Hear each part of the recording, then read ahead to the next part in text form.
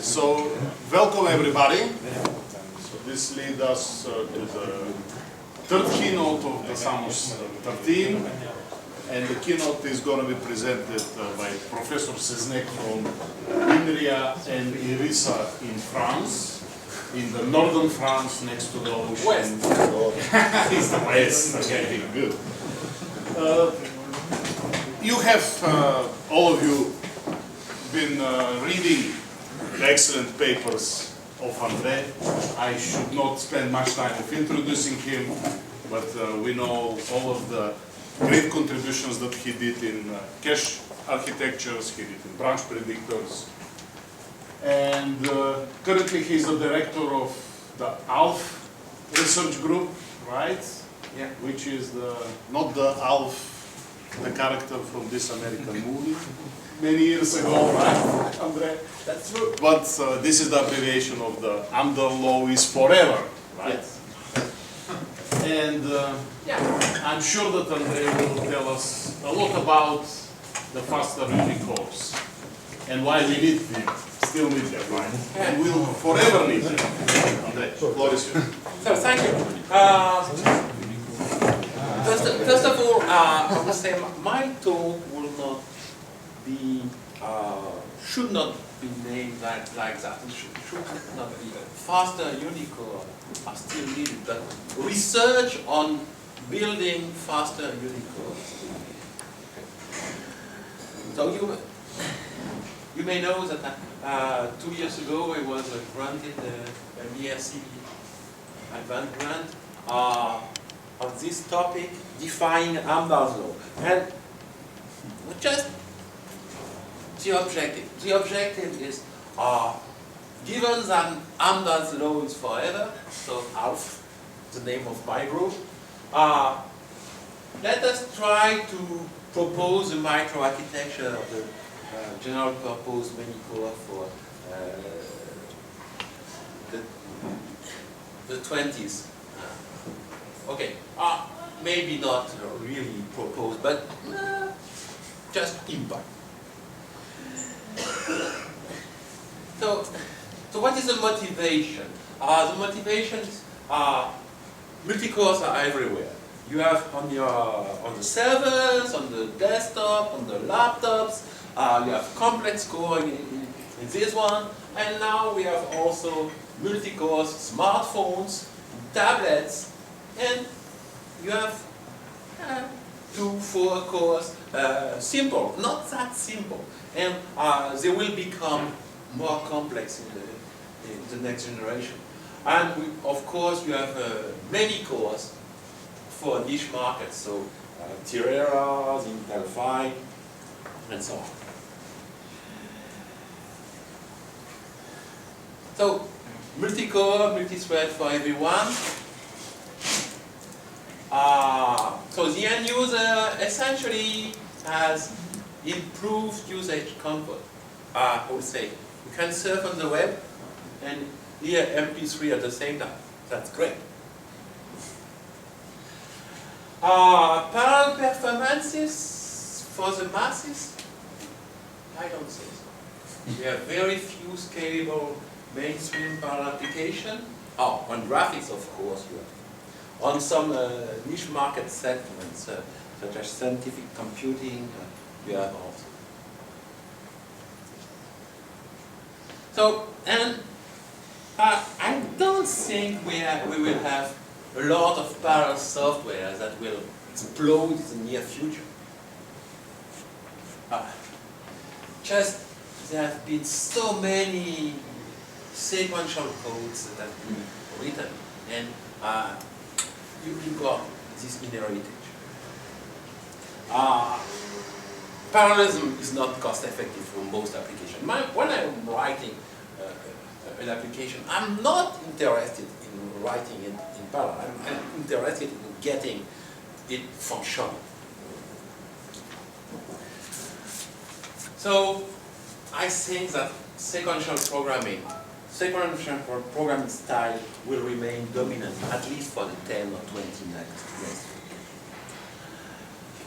So let us speak about the inheritation of sequential legacy codes.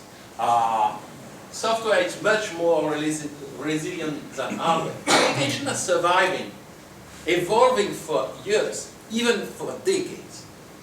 And there are very few applications now. And it's very unlikely that someone will redevelop a parallel application from scratch. Okay, you will continue to make application evolve. Of course, you will try.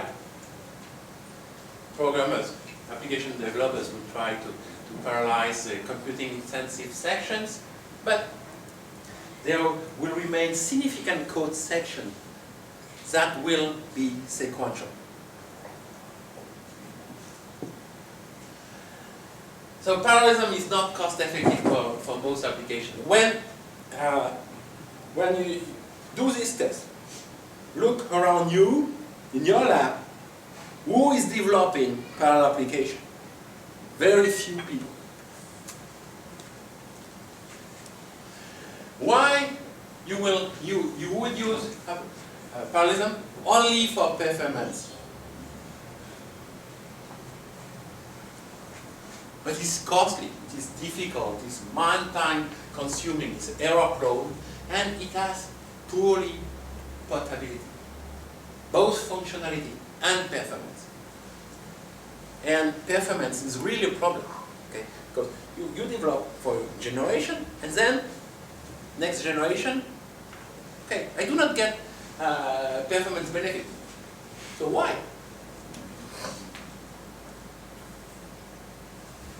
So I think that sequential performance, sequential programming will remain dominant. Just easier for me, Joe programmer.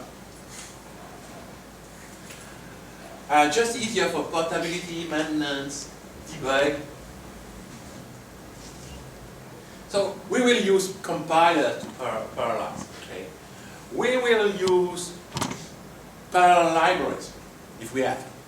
We will use software component, but the skeleton of the application will remain sequential. Now, let us have a look backwards. 2002, I will date it at the end of the uniprocessor role. Okay, EV8 was cancelled in 2001, and Intel and AMD make the move to multi-cores. That was because of the power temperatures, that top zip frequency increased. And so we were stuck with just doubling the number of transistors every 18 months or 2 years, but we were obtaining 5% performance increase, 10% increase just from this doubling, if any.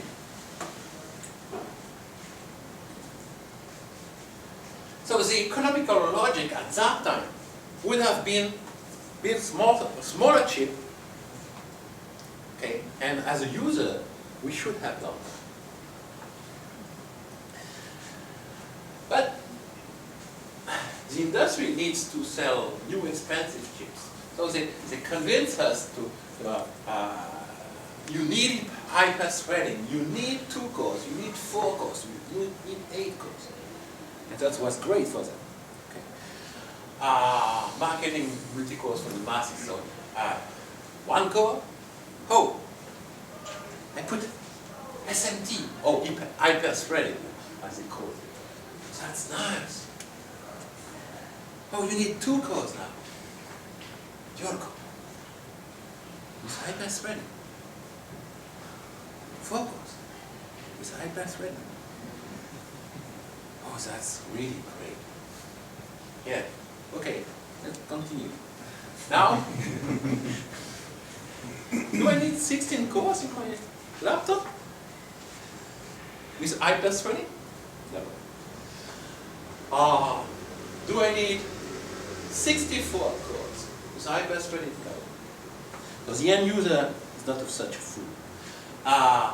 And following the trend, maybe not in 2020, but just after that, we will have silicon area power envelope to have 100 very complex core on the die, or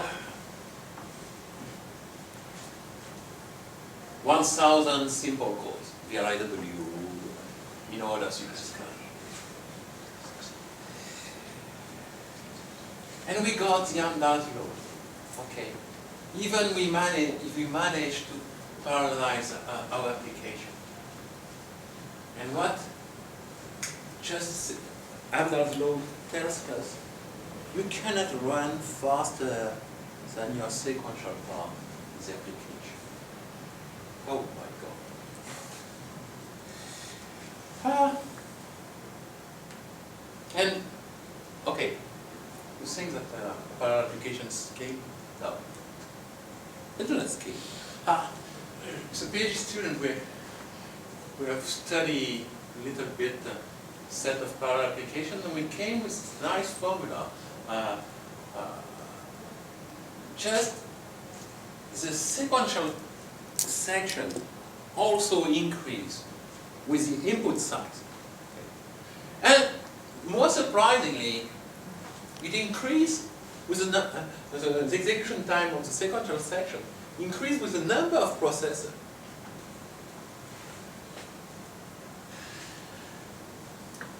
And you don't have linear speedup, you have sublinear speedup. So, situation is bad. Okay, but let us use the naive, over-optimistic model of Amdahl. So we got a parallel application. You consider that it can use 1,000 processor, and you run the sequential section on a single core. So sequential, you have a sec which will represent the constant fraction of the sequential code. You got linear speedups. That's nice. If you look at that, you consider using simple cores or complex cores, and just a complex core that takes 10 times the area of a simple core, which is only 2 times faster than a simple core. Then, if the sequential fraction is larger than 0.8%, using complex core is more valuable. So you will go for complex core. Of course, there is another solution, putting complex cores and simple cores. So an hybrid of one, use half of the area for complex core, half of the area for simple cores, and then you get a little bit better solution. But you are still with this problem that most of the applications are sequential. So now, let us imagine the future. And if I was using a huge amount of resource on a single core, so that's, for example, 10 times the area of a complex core, and also 10 times the power, the energy of the complex core. And I was using all the unit processor techniques that I know. Very wide issue, ultimate frequency. Ultimate frequency, I will use it like that. Right? Go on a core, just run as fast as I can. It is about to burn, I migrate. Hit and run. Helper thread, value prediction, and so on. And also, of course, invent new techniques.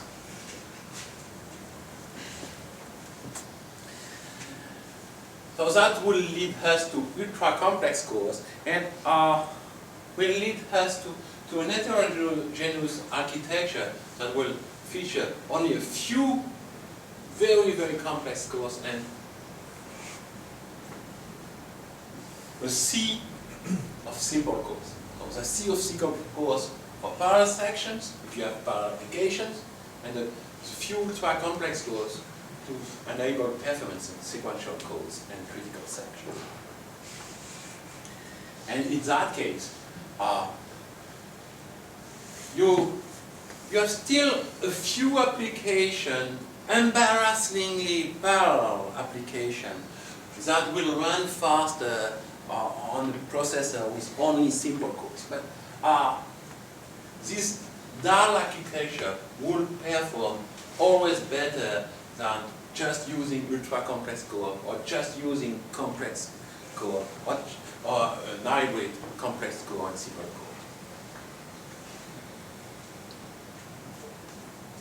That lead me to what I want to do, research on faster Unicores. So, remove the constraint and use the area of 10 complex core. Silicon area is a second order issue, and power and energy is a second order issue also. I can use the power of 10 complex cores. And so I propose new ID or revisit old IDs, and somebody, maybe myself, but maybe somebody else, will manage to resolve the problem of the energy. So, since I have time, I will speak about two small studies that we are currently doing with my PhD student. So we are revisiting value prediction.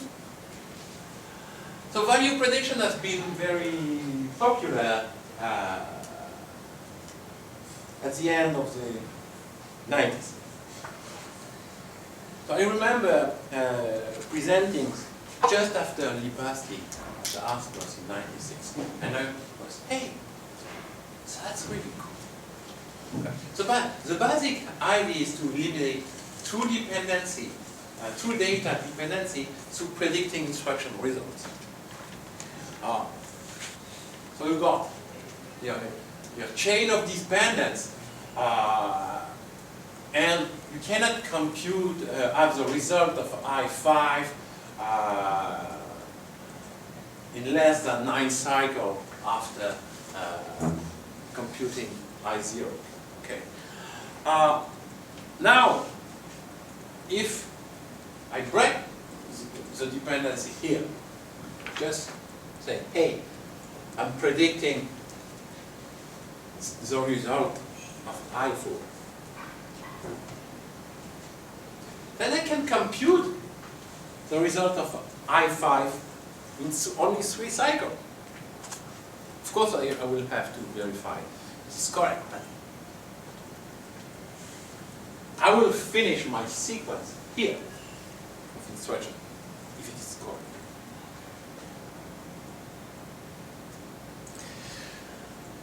So there has been a large body of research between approximately between 96 and 02, when came the multi-core era, just vanished. And it is quite efficient. It's surprisingly high number of instructions are predictable. Very, very surprising. It has not been implemented so far, essentially because of the high cost. Of predicting, you need huge tables, and also because of the high penalty on misprediction. The problem is that if you get a prediction, it's nice when it is correct. when it is anchored, you get this chain of dependent instruction that you have to cut. So your problem is not to lose all the benefits when you are mispredicting. So, simple things. You can use the last value that was predicted, that was computed by this instruction. Okay. So you implement this as a set associative table. You use some confidence counters. Hey, no, I have computed this value the last time. Maybe I'm not sure. Okay, if I have had this result 10 times, 16 times in a row, I'm quite confident that it will be the same result. It will. You can make an analogy with PC-based branch prediction. Okay. Then people think about stride. Okay, you got a stride as the output of the instruction. Okay. So you to do this, you record the last values, you record the last difference of the two last values that were computed. Of course, you have confidence and say, oh, I'm seeing this instruction. I have the last value, the last difference. I'm computing the next result. Okay, and this works also quite well. Then people are thinking about, there is an analogy with the strike prefetcher. Yeah. Then people are thinking about using the last values that were computed by this instruction. You take this, for example, the three last values. The last time I saw these three last value in a row, I saw this fourth last value. Okay. Oh, I predict that it will be the fourth value.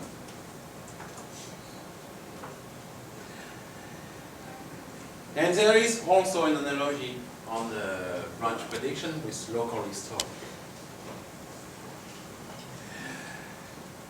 Of course, I'm continuing the analogy of branch prediction. A global value history, the values that are computed by the last instructions. Hey, that does not make any sense. You need the history of the last, the history of the output of the last instructions, but you have not computed it. It's just too late. Yeah. But let us replace value by branch history. And branch history I know a lot about. And what I know is that you can predict already values. You can predict targets of indirect branches. And it works. ITage, which is derived from the Tage predictor that I proposed a few years ago, is a state-of-the-art indirect branch predictor. And it predicts values. So, let's try that. So, that's the ITage predictor. It has a base predictor that predicts some value, and then you take the longest matching component. All the tables are indexed with different history lengths, the hash of the history lengths and the PC, and you take the longest matching component that and it provides the prediction. And to have this predicting values, you just do that. Okay. hey, now I index them, this predictor by a normal instruction and just look at what is flowing out from the predictor. Okay, so there is a problem with predicting values. The problem is that you are predicting I0, then you are able to execute all the chain of dependence, but at some point you got a misprediction. So the solution can be to squash everything. And that's exactly what you do when you are getting an exception or a misprediction, a branch misprediction. But that's quite costly. Cost 20, 30, 40 cycles.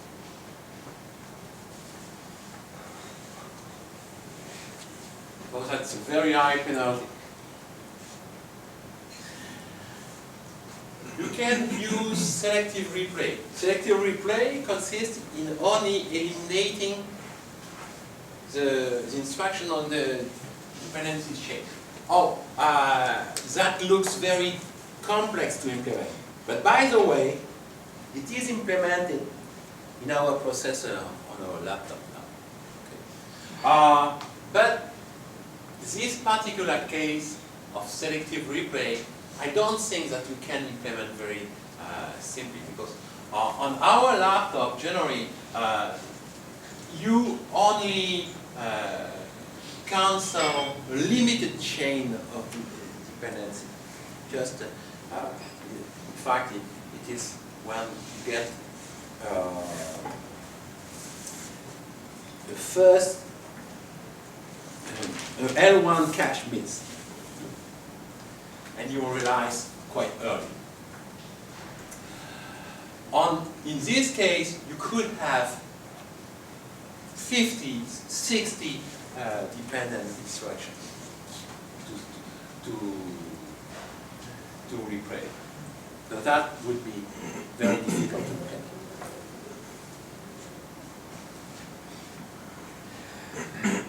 And you got another problem. Okay. It seems a priori that the critical path when you are predicting value is quite smooth, because you need the result of the prediction very late in the pipeline, that dispatch time is sufficient, except that if you are using a predictor based on local value history, then you are needing the result of the previous occurrence of the instruction, which might have been predicted just a cycle before. So the critical path is a nightmare. In fact, I don't think local value history predictor, you could not implement this due to the critical path. On the strike predictor, it seems that it is the same thing, but not. The critical path is just this addition. You have also to look through the speculative window, but that's people already do for implementing branch prediction. So just our experience, very huge processor, we are not limited by complexity. Remember that. Deep pipeline.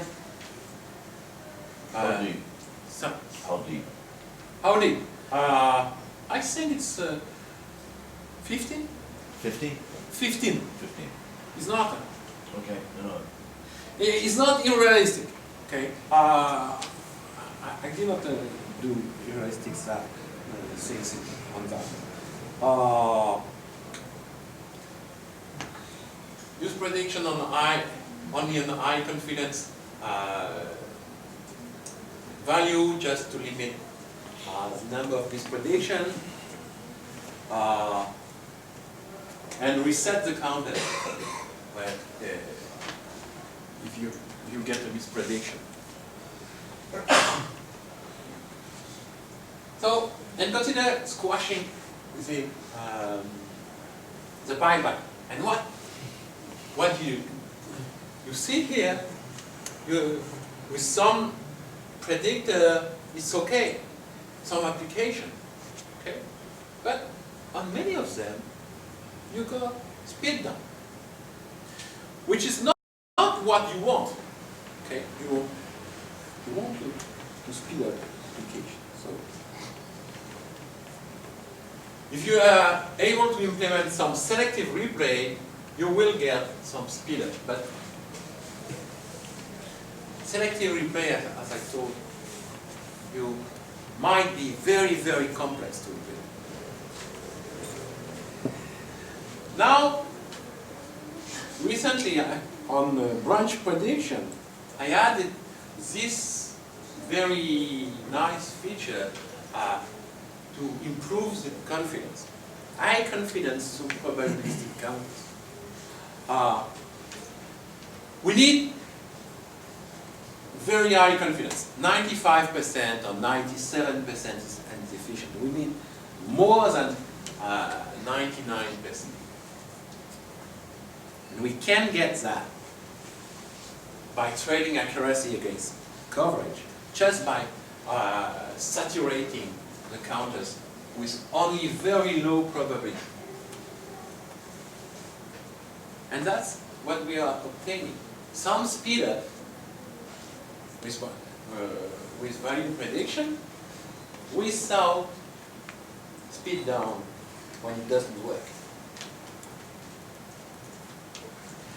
Of course, we do hybrid predictors combining Vintage and Stride, and the nice thing is that if you combine with a local history on top, it doesn't bring you anything. So you don't need local value history. So that's removed. And what I was saying that we could not implement it, it's removed. So the current status of this research, okay, we have shown that all values predictors are amenable to very high confidence. We have shown, so that leads us to say, we do not need complex selective repair to implement it. So that's nice thing in terms of complexity, critical path. We have some speed up. We have removed the local value prediction. So we are at this step now. Now, a second ongoing. Do we have time or? If you're quick, yes. I will be quick. Okay. So selective prediction of predicated instruction. You have all remarked that ARM instruction set is becoming very popular. And you may not know, but there are a lot of companies that are now struggling to implement ARM as an out-of-order processor. The problem is that ARM is a predicated instruction set. So predication, you got it in all ISAs. Essentially conditional move. The problem with ARM, or it was with Itanium, was that all instructions are predicated. And then you got just a nightmare, out-of-order execution of predicated instructions. The problem is that is this. Okay. So you got a predicated instruction, and you got a renaming table. Okay. renaming register. At renaming, the problem is that instruction which is predicated. How do I know that this, at rename stage, that this instruction will be executed or not? If it is executed, the register is renamed P11. But if it is not executed, then we got the old register mapping. So at that time, I cannot define my register. So that's known as a multiple definition problem. And the way that it is, you have to resolve it, okay, if you want to do it out of order. The way it is classically done is that you expand the instruction in two instructions. The first one is doing the computation. The second one is doing a selection between the old value and the new value.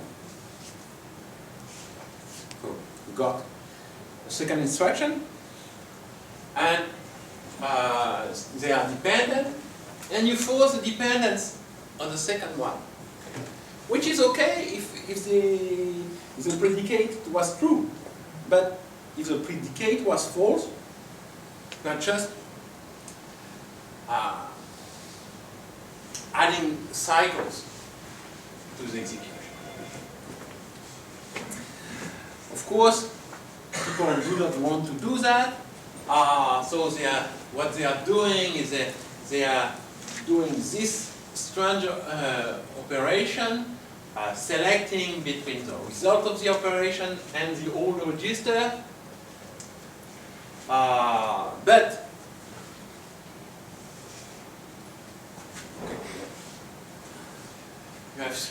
you may see that you got an operation that had at the origin 2 operands, and now it has 3 operands. And adding operands is a very bad choice, because you add complexity of the register file, the complexity of the register file increase quite rapidly with the number of read ports. You add complexity of the issue logic, and you add complexity of the bypass network. So that's really bad. So we propose to predict the predicates. Okay? So, and that's something that we can do with a branch history or branch and predicate history. That's nice because it eliminates the multiple definition problem. But of course, we got the problem that the predicate misprediction becomes branch misprediction. And it does not work. It's not that convincing. Okay? We got some speed up, and we got some huge speed up.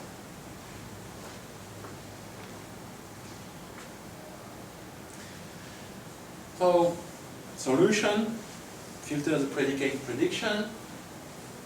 You replay also replay at rename time the mispredicted predicates.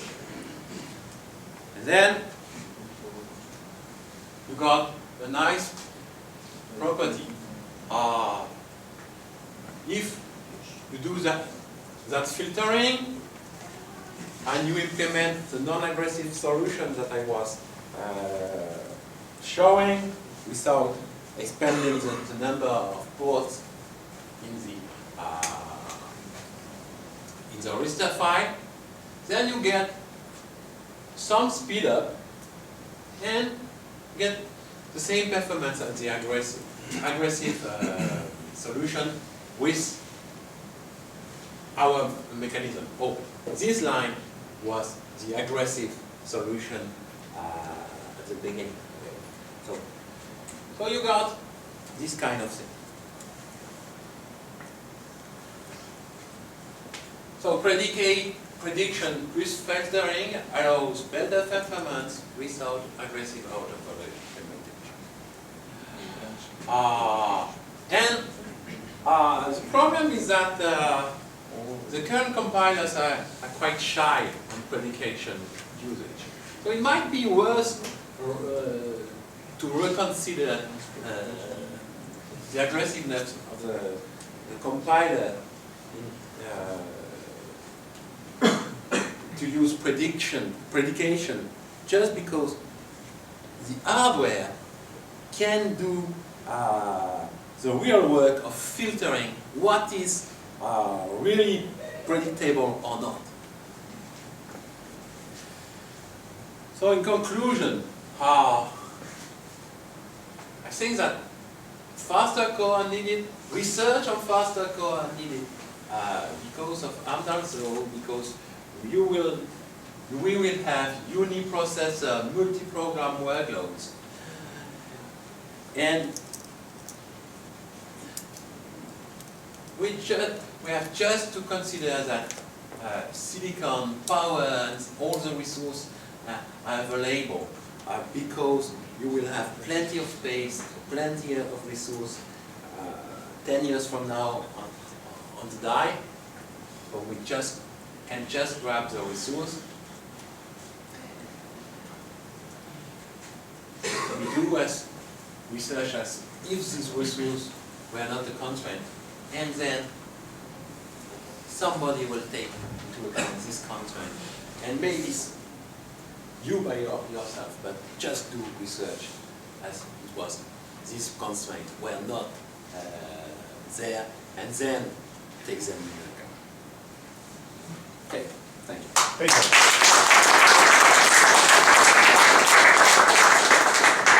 So do not be afraid to dream. Power is for free, and Yeah. you have all the area available, right? Yeah. Some questions, please. I've got two questions. So the first one is, you say that area isn't a constraint, but obviously if you make the processor larger, the interconnect delays associated with communication within that processor might be. And if you have large structures, then it's unlikely they're going to be accessible in a single cycle, so your predictions are going to take longer.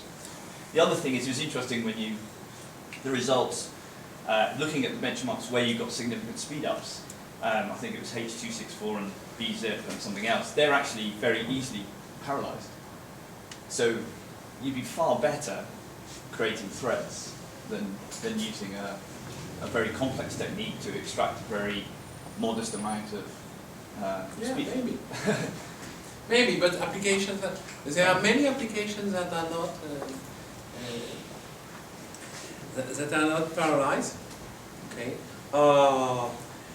Also, I guess you were speaking about which one? I don't remember. So bzip, I think the two that had significant speed up are bzip and H.264. And I think there are ways of creating trade versions of those benchmarks that work very well. Yeah, maybe. So why do you suggest modest amounts of speed up? Where did that come from? I thought it was 1.3 on the. When using value prediction, you've got a 30% speed up. So you're looking at the value prediction Yeah. part. Yeah. But that's Yeah, not going to have an impact, right? You're not going to build a core that's 10 times.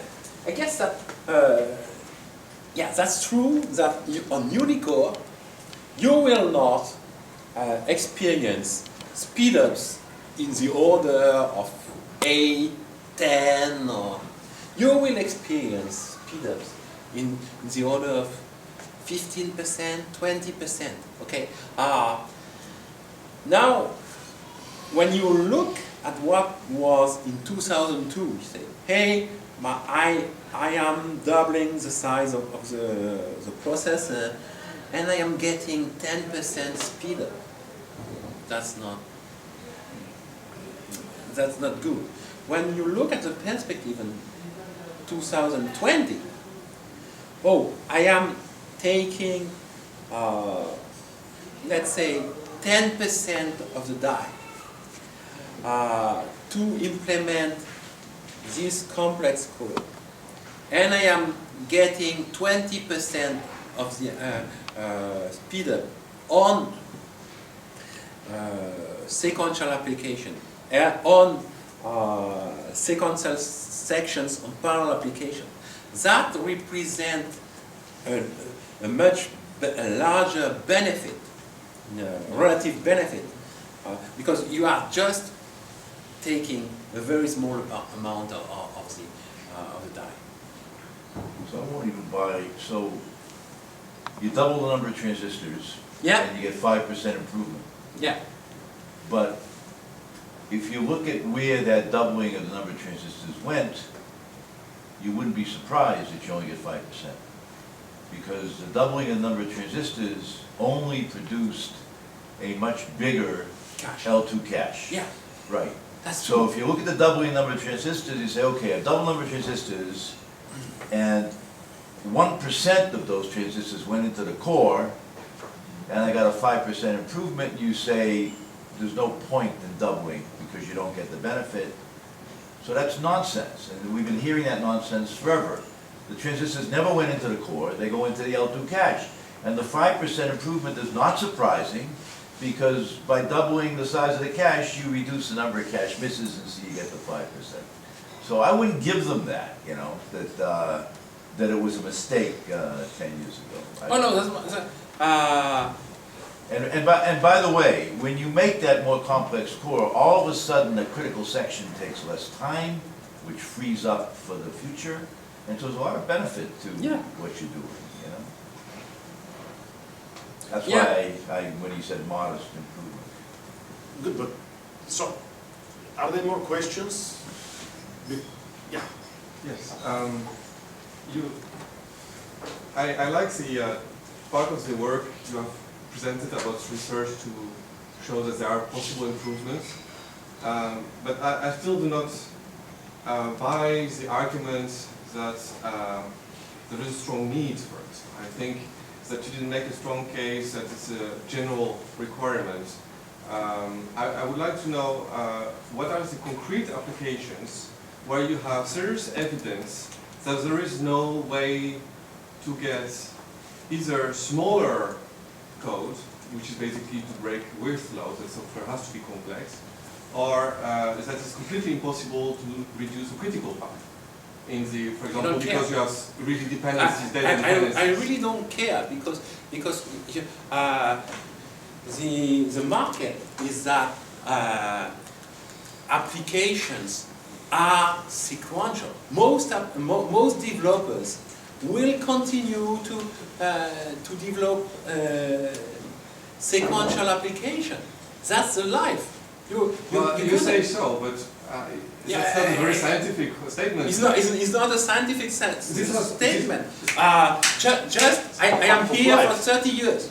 For 30 years, I have been hearing people saying, "Oh, here is this nice model." Let me make a statement about this. At the late 70s, there were people saying, "For 30 years, we have been writing assembly programs.